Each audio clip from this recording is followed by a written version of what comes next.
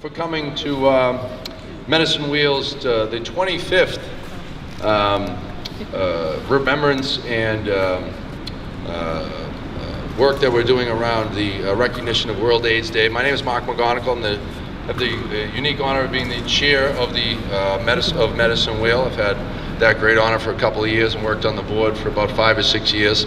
But I just want to thank you. I just want to do a quick welcome and thank you all for coming.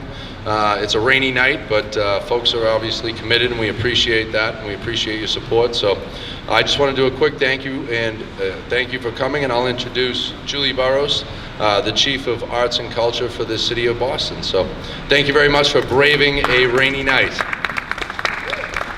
Thanks so much, Mark. As he mentioned, my name is Julie Burrows. I am the Chief of Arts and Culture for the City of Boston, and I run the Mayor's Office of Arts and Culture. Thank you, Michael, for inviting me to be part of this amazing event. This is a very historic lighting of City Hall. This newly installed incredible tool for communicating what's important to us, what we value, the symbolism of bathing City Hall in red for the Day Without Art and the World AIDS Day, especially on its 25th anniversary. It means so much to us who work in the arts, and to all of us who have loved ones and dear ones. We've all been affected by the AIDS crisis over this 25 years. Anyone who says that they haven't maybe doesn't realize the impact that the AIDS crisis has had, particularly, all of our families, but also on the arts. We all know so many musicians and designers and writers and poets, so many people in the arts who have been affected by this terrible epidemic over the years.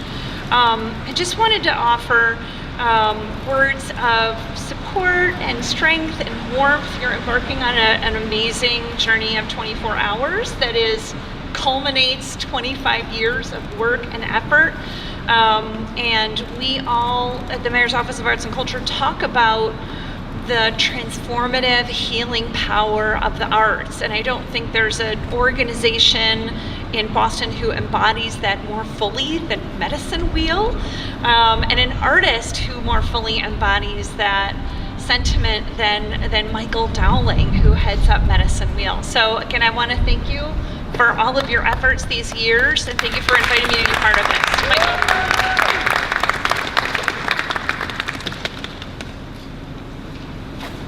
Oh, thank you all. Thank you, Julie. Thank you, Mark. Thank you all for being out in the rain with me. Last year, about 4 p.m. on December 1st, I was standing in the rain down at Roch Park for the 24th Medicine Wheel. And I was standing with a dear friend, Greg Bailey, and I said, I don't think I can do this anymore. And, he said, Michael, you don't have to. And just around that time, a gentleman walked up to us, and he started talking. He said, I just went to the Living Center, Boston Living Center, and I go every year on World AIDS Day. I've been positive for 27 years now, and I go to see who's still there. He says, and then I come to Medicine Wheel to visit all those who left. And he says, Michael, I'll never forget the year you had us carry earth into the center of the wheel, the earth we buried our brothers with. So at that moment, I took that as an invitation.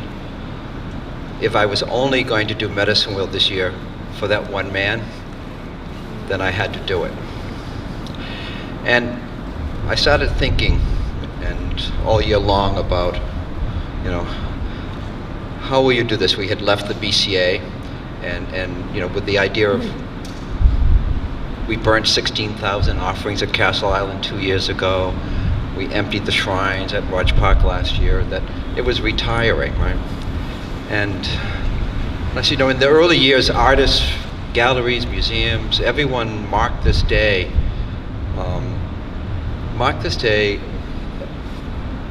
and made this day a day that could hold the human heart, that could hold the human condition, that could embrace us and bring us together around things that were inexplicable, things that were so much bigger than any of us could handle alone.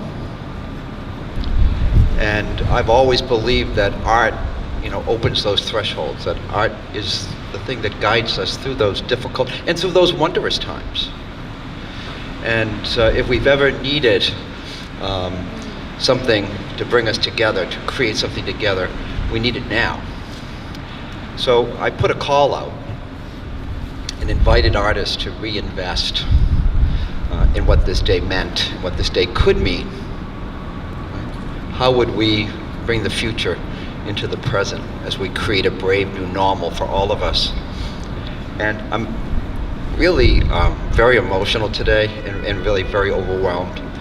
But over 300 visual artists created panels for Medicine Wheel, many of them here, right? Just like amazing. We have well over 100 performing artists performing over the 24-hour period starting tonight in our procession, and at midnight at the Cyclorama till midnight tomorrow. And every person who brought a panel in over these last couple of months had a story,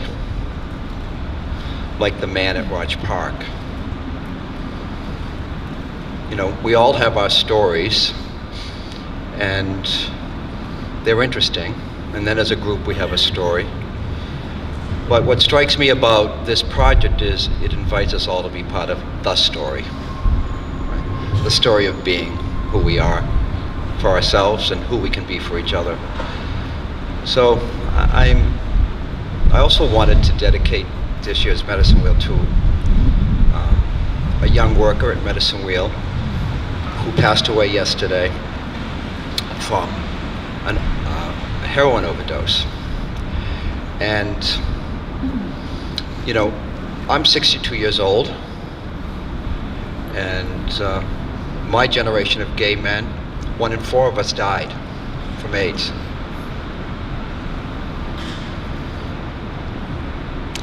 And I'm fortunate to work with many young people in recovery. And I'm sad to say, the recovery rate for heroin and opiate addiction is 1 in 10 recover. And I have this horrible flashback of, it's happening again, right? And so I am in awe, right, that so many people understand this, and so many people are aware that art does create that place, that art helps us locate ourselves. And I want to thank you all, each of you, for holding me. Right? I've been held. I've said to every person who's come into the Medicine Wheel, I have been so held. Right? And I hope that Medicine will hold you all, over the next 24 hours and sustain us and invite us again to create that place. Rumi talks about it, beyond any idea of right doing or wrong doing, there is a field. I'll meet you there. Right? Thank you all. I'm going to hand this over right now to a young student at Emerson, Aiden, who is orchestrated our sort of guided mindful walk to the Cyclorama. And I think Richie and Brian and Anna, Tara, the medical staff over here, have maybe handed out lanterns and paper bags with beautiful ribbons on them. And we should probably, light our flashlights and put them in those bags. The rain seems to have really died down right now. And so Aiden is going to give the instructions on how the walk is going to happen. I want to thank, everyone here. I could name everyone, but, each of you and all of you. Thank you.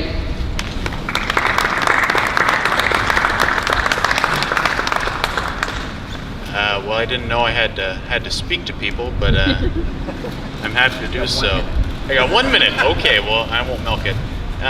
So what we're trying to do here is a processional that acts as sort of a meditative walk into the space. Nothing fancy, but something that I think is really a time for us to reflect on those that we've lost. So the plan is we're going to head towards Tremont and Center Street, just right over here by the Government Center train stop. And what we're going to have is we're going to have 2 people right before you get on Tremont that are going to act as gatekeepers. And so what I would ask of you, those that are processing with us, to get into a line, and what the gatekeepers are going to do is they're going to tap on your shoulder, and what they're trying to do is to get people to walk at a certain pace between one person and the other. And what we'd like to do is to keep that pacing between the people all the way down Tremont. The pacing is supposed to symbolize a prone body that would be between the one person and the next. And I think that it's all too easy when we walk to kind of gather up and talk with people, because sometimes that's just, it's easy to talk with people and to socialize. But to be alone in our silence, but together in our silence, is powerful in itself. So what we're going to be doing is we're going to be meeting over there, and Gail, who's in the red here, and Elliot, who's in the gray here, you can raise your hands. They're going to be the gatekeepers. And we have some wonderful performers that will be leading our march. So a great round of applause to them beforehand. Thank you for doing this. And along the route, there's going to be Emerson students and some Leslie students who are going to be acting as kind of marshals. So respect them, treat them with kindness, give them a wave or something, because they're standing out in the rain and I feel bad for it because I'm the one that's going to get chewed for it. So that's the plan, and let's get to it. So. Thank you.